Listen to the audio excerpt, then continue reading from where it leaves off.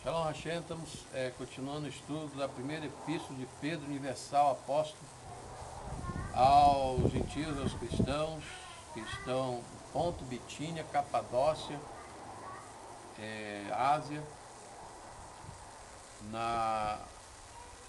hoje Turquia. Estamos no capítulo 4.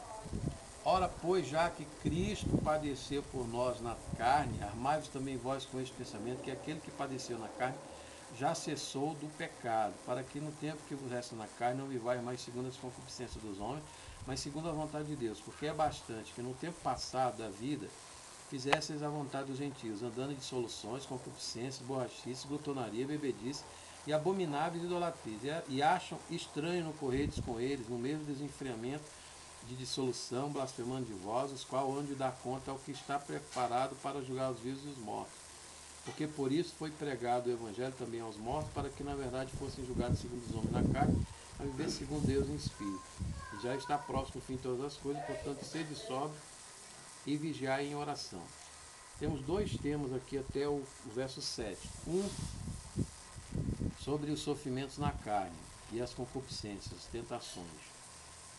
Pedro está nos advertindo para não vivermos mais segundo vivem o povo, né? Segundo vive o mundo. Em dissolução, carnaval, bebedice, glutonaria, banquetes, né? Exagerado, bebedice, idolatria, borrachice, falando coisas insensatas, concupiscências mil. E dizendo que os outros vão achar estranho a gente ver, não entre com ele nessa dissolução. Mas todos darão contas a Deus na sua alma. Nós estamos falando da nossa alma. A nossa alma é distinta do nosso corpo. A nossa alma é o que nós sonhamos. Quando nós sonhamos, nós estamos o quê? Na alma, não estamos no corpo. O corpo está dormindo, né? Então a nossa alma aparece. É o sonho que a gente tem. Então ali está os nossos sentimentos, a nossa alma está ali no sonho.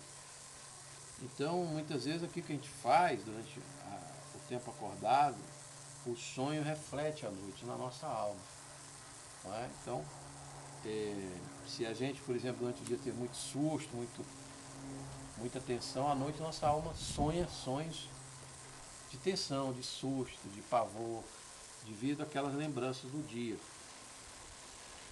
Então, nós temos que cuidar do que nós fazemos durante o dia, porque nós estamos educando a nossa alma. Nossa alma, dentro de nós, vai recebendo aquilo que nós fazemos, o que nós ouvimos, o que dizemos.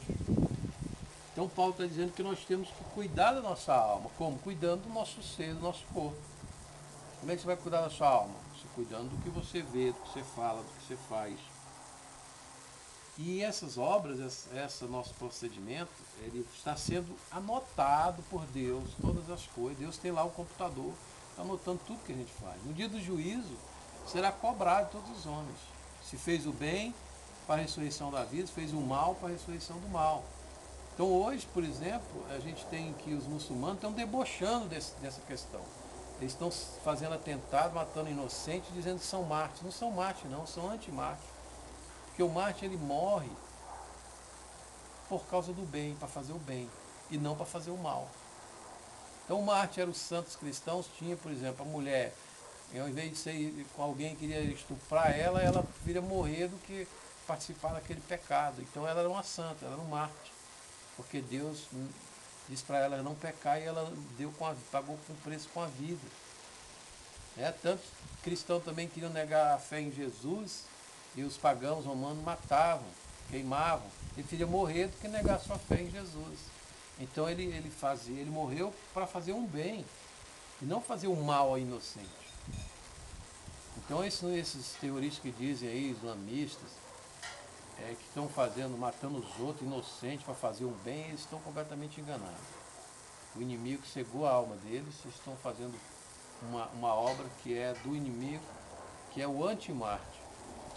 Está sendo o exemplo oposto ao do martírio. Então, o que nós fazemos aqui, a nossa alma leva a culpa. Serão julgados. Então eu fico imaginando, assim, às vezes eu tive uma visão, quando disseram que mataram aquele Bin Laden, tive uma visão lá de um demônio abrindo a porta do inferno para ele entrar. Não espere essas almas que fazem o mal, que vai para o céu, vai para Deus. Cuidado, então nós temos que ter cuidado com o que nós fazemos aqui, porque a nossa alma será julgada. E Paulo fala assim, porque isso foi pregado ao Evangelho também aos mortos, para que na verdade fosse julgado segundo os homens na carne, mas viver segundo Deus em espírito. É uma questão polêmica, porque Pedro revela para nós nessa carta que Cristo, no capítulo anterior, foi e pregou aos espíritos em prisão, no tempo daqueles que esperavam nos dias de Noé. Aquelas almas de Noé que pereceram no dilúvio, Deus teve um tratamento especial com elas. Deus colocou elas no Hades, lá embaixo na terra, preparadas para receber Cristo, a pregação de Cristo. Então Deus, até Noé, Deus não tinha uma aliança com a humanidade. Ele não tinha feito uma aliança com a humanidade. Então, quando veio Noé o dilúvio, então Deus fez uma aliança com a humanidade, que deixou o arco-íris no céu como símbolo da sua aliança. E essa aliança que ele fez com Noé, ele disse que era para nós não sermos assassinos, nós não comemos animal com sangue vivo, não é? E teve mais algumas leis que ele deixou para nós não adorarmos outros deuses, outras coisas inventadas. E houve então alguns mandamentos numa aliança que ele fez com Noé. Mas antes de Noé, Deus não tinha feito nenhuma aliança com a humanidade. Então aquelas almas que pereceram até o tempo de Noé foram para o Hades, que é um buraco lá embaixo na terra. As almas ficaram lá. Mas eu creio que não ficaram nos tormentos, não. Era um lugar em que elas estavam lá bem, aguardando a visitação do Cristo que viria no futuro. Então Cristo derramou sangue por elas, desceu lá e pregou a elas, dizendo, ó, eu sou Cristo, o meu sangue foi derramado na terra e vocês têm a opção agora de acreditarem em mim ou não. Naquele momento, aquelas almas que acreditaram no Cristo, ele pegou junto com os santos de todas as épocas e levou para o paraíso com ele. Aquelas que não acreditaram, ele já afastou e jogou no abismo. Mas as almas que vivem hoje não tem mais essa opção. Aquelas que viveram depois da aliança de Moisés e de Abraão não tiveram mais essa opção, porque Deus tinha feito a aliança com Abraão, fez uma nova aliança com Moisés e mostrou essa aliança, e elas recusaram. Aquelas que recusaram aquelas alianças posteriores a Noé foram para o inferno no tormento. Mas aquelas que aceitaram foram para o Hades também, porque toda condenação do homem, da sua carne, não herdará o reino de Deus. A nossa carne tem que se perecer e nossa alma tem que descer ao Hades. Tinha que descer ao Hades, até esperar o sangue de Cristo ser derramado. Mas quando Cristo morre na cruz, seu sangue paga o preço. Então agora, depois da morte de Cristo, as almas ou recebem a Cristo ou vão perecer eternamente. Não tem mais visitação, porque Cristo já visitou e já fechou o portão do inferno. Ele botou um portão de ferro no inferno, um muro de ferro no inferno, grade de ferro, prendendo aquelas almas ali para sempre. Então agora nós só temos a opção de aceitar Jesus, para nossa alma ir para o paraíso com ele, como o ladrão foi naquele dia que morreu. Enquanto vivemos, Paulo nos adverte, mas sobretudo tende ardente amor uns para com os outros, porque o amor cobrirá a multidão dos pecados. Sendo hospitaleiros uns para os outros, sem murmurações, cada um administra os outros o dom para como recebeu, com bom dispenseiro da multiforme graça de Deus. Se alguém falar, fale segundo as palavras de Deus. Se alguém administrar, administre segundo o poder de Deus, que dá, para que em tudo Deus seja glorificado por Jesus Cristo, a quem pertence a glória e poder para todo sempre. Amém. Aqui tem outra seção muito interessante do capítulo 4 de 1 Pedro, o amor. Nessa epístola de Pedro, ele sempre fala no amor. Os nossos relacionamentos na igreja, na sociedade, devem ser em paz e em amor. Mas o amor ágape, não é o amor eros do homem e da mulher, o desejo, não. Nem é o amor filos, o amor do amigo, e é o amor ágape do pai, sacrificial.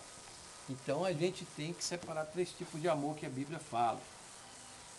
Paulo está falando aqui, Pedro está falando aqui do amor ágape e do amor filos, de amizade, procurar ter amizade, né, com pessoas de caráter, com pessoas de paz, procurar ter paz, né, e com os irmãos da igreja procurar ajudar no que possível, né?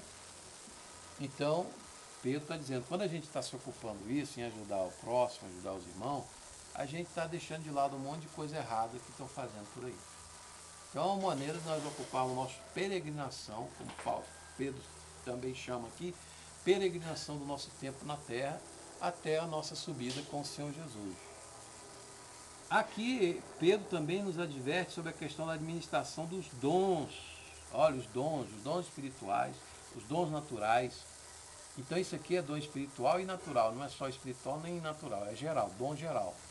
Então, se você tem um dom espiritual, você tem que zelar e administrar aquele dom segundo recebeu, segundo a palavra.